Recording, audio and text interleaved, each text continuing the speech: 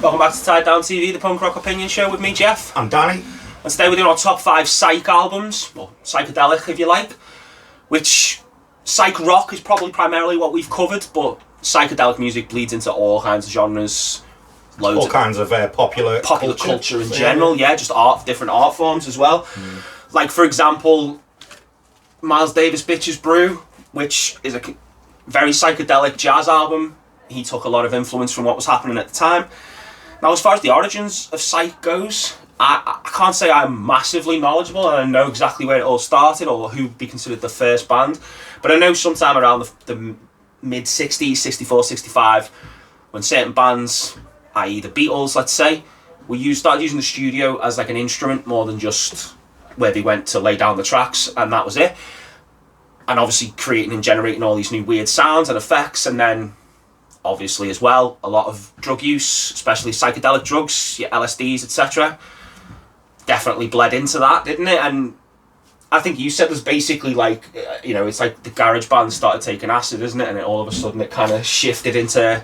Well, you just said there, I think you are quite knowledgeable on this stuff. I'm definitely not too knowledgeable on it, but one thing I will say is what the music I have got into, and I do feel I know enough to do a video like this, is what I have got into is through association with garage rock. Yes. So the fine line between garage rock and psychedelia. Absolutely. 1960s, and the 60s are the time, I think, when psychedelic imagery and everything like that was kind of, seemed to be everywhere in films, pop art, all sorts of places. Yeah. Now for me, it's not a genre that I've got into recently, really. It's kind of one of my first musical, piqued my interest when I was a young kid, because my dad's a fan of psychedelic music, especially certain artists who a couple of them I've picked today. So it's been in and out of my life probably for most of it. I have phases where I listen to a fair bit of psych and garage, and then you might, not listen to too much of it for a bit. But I always come back to it, and there's certain albums I always return to, and it's a great genre, and I've really enjoyed actually listening. Yeah. To do the all I've done yesterday and today is listen to Psych. I've gone to the bottom row of both my CDs and my vinyl where all that Psych and garage stuff is, and I've literally pulled it all out to pick a 5. Yeah. And it's been. But the one thing I do want to say is, whenever we do a video, it seems to be the further we go back in time, the less popular that video is. Yeah. So obviously when we did our rock and roll one, we went right back to the 50s and it kind of struggled. We did a proto-punk garage one that also struggled, and again we're going back to the 60s mainly. So hopefully there's a niche Tied Down TV crowd who will be interested in this. Yeah, let's hope so. All right, I'm going to kick things off then. And my first pick, I've gone for Forever Changes by Love, because it's one of the greatest albums of the 60s, regardless of its one of the greatest genre. bands of the 60s. There you go. This is definitely more on the folkier side of psych music. Just incredible songs, man. This highly, highly influential album. As we've just said, one of the best bands, the 60s, full stop. One of the best albums of the 60s. Look at that back cover as well. How fucking cool they look. Yeah. Amazing. All the 60s bands look cool, they always look fucking good, didn't they? The song Alone Again Are, which kicks off this album, which is one of their most famous tunes, obviously, but that's been covered by The Damned, UFO, the Boo Radleys, to quote a band who were from Wallasey, I think. It's incredible, and it's a fucking must-have. If you haven't got this and you're interested in 60s music, then you need to go get that in your life. Just to add on to Geoff talking about Love there, I do think Love are one of the greatest bands of the 60s. I was going to pick the self-titled, but I didn't want this episode to be a love fest, so to speak. Yeah. But they really are that good. But my first pick, I think even for people who are into this music, I think this might actually be quite an obscure pick. Anyway, this is an all-girl group called the Daisy Chain, and the album is called Straight and Lame. Now, if you know me and you listen to this album, it'd probably be quite obvious why I would take to it. Yeah. The first song, especially I'll Come Running, sounds like it could have been lifted straight out of Tamla Motown. Obviously, it's that era. Yeah. And these are a girl group with a lot of soul influence. However, there's a lot of flowery kind of instrumentation throughout the album. A lot of haunting moments that I think are associated with 60s psychedelic music. Okay. Lots of flutes, organs. which probably separates it from being like a soul album, so to speak. But yeah, that first song, I'll Come Running, I absolutely love it. The harmonies are incredible. And the song Got to Get You in My Arms has almost got a gospel, Aretha Franklin type quality to it. Wow, okay. So it's easy to see why I would pick something like this. But yeah, this is from 1967, The Daisy Chain. Amazing. I've never heard it, and you've sold that hard to me there. Yeah, so I'm definitely going to be listening to that. Okay, so number 2 pick for me, and this was definitely one of the ones I got from my dad. This is Piper at the Gates of Dawn by Pink Floyd. And I can hear a few of you groaning. I know. Generally, a lot of people aren't fans of Pink Floyd. That's fine.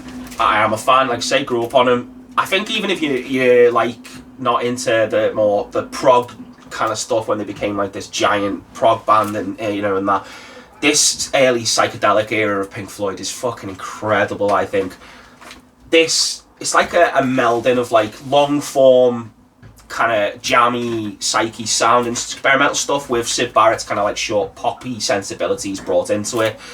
It's just, I mean, the cover's quite psychedelic. The song, yeah, it's amazing. For me, like I say, even if you don't like the Pink Floyd that you've heard, maybe go and check out this first album if you're interested in psychedelic music. Because again, much like I said about the Love album, this is one of my favourite 60s albums. I've never ever give that band the time of day. Probably through association that the type of band your teacher listens to. So I mean, maybe I should give them a go. I mean, I just always thought I'd never be into them. My next pick from 1966, the psychedelic sounds of the 13th Floor Elevators by the 13th Floor Elevators. One of the most iconic pieces of artwork for this type of stuff that we're talking about today. You're Gonna Miss Me is a classic nugget off of, compilation nuggets, which we're not going to show because I think we've shown it about 5 times throughout this channel. You know what? If you watch this channel and you're not familiar with this stuff or garage rock, just through watching this, you probably even are familiar with the Nuggets compilation just through associating with this channel. But also the song Reverberation. It could if that doesn't sell you. The song Reverberation sounds like it comes straight off of Funhouse by the Stooges. Wouldn't disagree. It's honestly, it's a really amazing. As soon as you hear that instrumentation come in and the way he sings it, but yeah, recognisable cover, brilliant. I'd love to get a thing of that on my wall. Yeah, that's fucking cool, man. It's a great record. I know you were going to pick this as well. Huge fan of that album. It's amazing.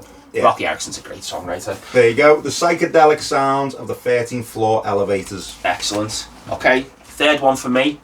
I've gone for The Doors by The Doors, the first Doors album. I just think this is incredible. It's it's psychedelic-ish. It's art-ish. It's got some pop sensibilities to it. A couple of great cover songs. I do actually think like front to back, it's pretty much flawless. There's no real filler on here, bar maybe one song. But obviously it's got like big hits on it, like Break On Through, it's got Light My Fire, it's got The End, which is the psychedelic masterpiece of this album. It stretches for 11 and a half minutes. Even Light My Fire, which was a big hit, which is nearly 7 minutes, and it's got that like keyboard break in the middle. Ray Manzarek's keyboard sound is definitely integral to these being a psychedelic sounding band, along with Jim Morrison's lyrics as well. Again, just incredible. One of my favourite albums of the 60s. A fucking amazing band anyway. Yeah, the first Doors album, it's essential. Yeah, Doors. I mean, obviously they're a band, one of them bands, they kind of managed to do a pretty mainstream, I guess, for the time. So I've always known the hits, but it's only been probably, say, the last 5 years that I've really delved into them. And yeah, obviously a great band. Yeah. One of my favourite albums of the 60s, 1967's Incense and Peppermints by the Strawberry Alarm Clock. Now, probably out of all the albums I've picked here, maybe my favourite. The title track, Incense and Peppermints, a classic of the Vietnam War era soundtrack, shall we say. Yeah. One thing you can say about war is never good, but Vietnam certainly had the best soundtrack, we can say that. But one of the things Geoff said there, just to elaborate on what he said about filler, and that album doesn't have much filler. Now, it's probably one of my big criticisms of this genre is that I do think a lot of albums have a lot of filler. That can't really be said for this. I mean, obviously you've got the title track, but Birds in My Tree, Strawberries Mean Love, which is a beautiful, soft, dreamy track. and Humming Happy as well. Three or four really, really great tracks, backed up by, a lot of decent album tracks as well. And I'd probably say the most flowery, shall we say, band I've picked. But there's a few hard rocking moments on it as well. Sure. But yeah, Strawberry Alarm Clock, Incense and Peppermints. A great pick, to be fair. Okay, pick number 4 for me. I've gone Tego Mago or Tago Mago, however you say it, by Can. I picked Can. They're a krautrock band, primarily known, quite experimental. This is very psychedelic. I'd say it's experimental. It's quite groovy at times. It's it's the first album they did with their second singer, Damo Suzuki. It came out in '71. The first full album, anyway. I think it was on the Soundtracks compilation that came out the year before. But it's psychedelic as fuck, and very experimental, like I said. Very influential, hugely influential. Actually on a lot of post-punk as well, this band. Like sort of Fall and Pill and stuff like that. And the song Hallelujah is 100% influenced the Happy Mondays sound, I think, as well. But that and like some of this, because like it's like kind of like 2 albums. The first side is more digestible songs. Then you've got the really long form experimental songs as well. But this is one of my favourite albums from the 70s, especially outside of punk and hardcore, and it's one of my favourite krautrock albums. I think it's incredible. So yeah, there you go. I've never really listened to them. The album, the cover looks interesting. Yeah, the cover's good, isn't it? My next choice, I've gone for 1967, the Electric Prunes. I had Too Much to Dream last night.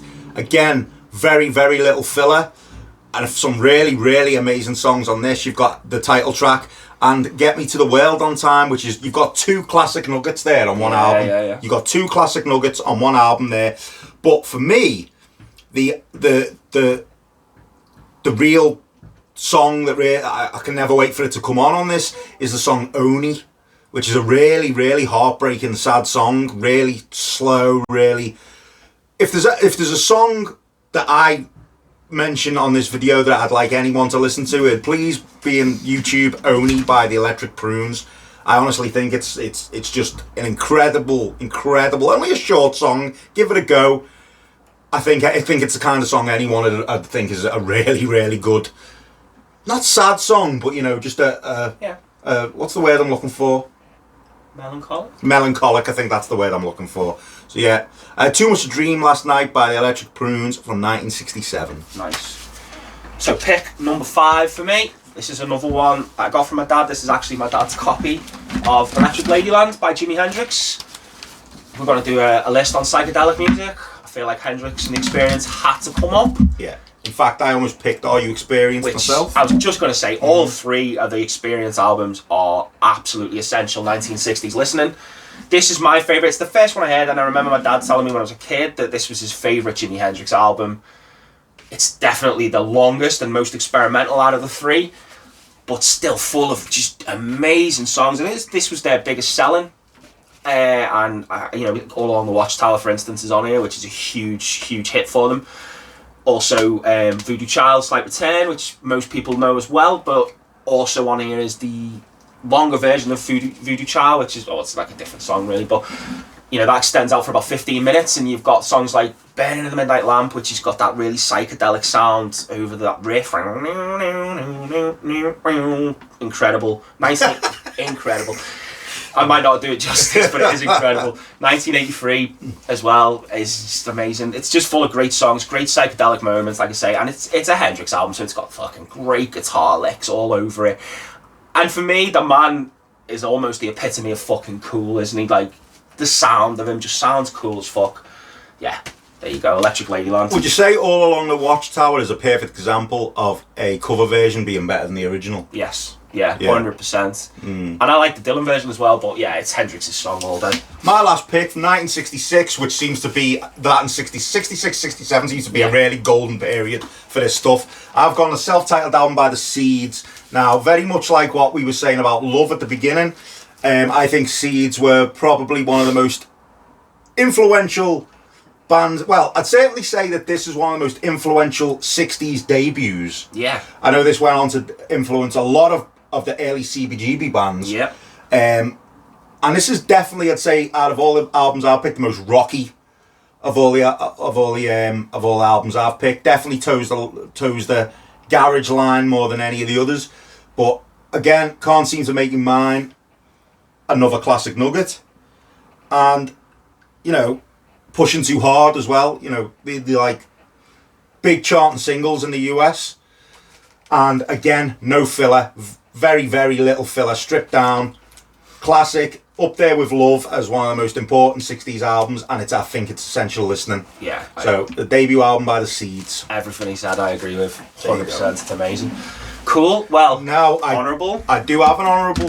And I could have picked many honourables. Because like I said, I spent all day and night on my hands and knees down there where all my garage and psychedelia stuff is. And I've decided to go for Psychedelic Lollipop by the Blues Magoos as an honourable mention. Excellent. I've gone for Maggot Brain by Funkadelic as another example of psychedelic music, bleeding into all the genres. Yeah. So there you go. There's our picks. Let us know yours in the comments, and like, subscribe, ring the bell for some notifications, jump on the socials, Facebook, Instagram, give us some likes, follows, and messages, and we'll see you next week.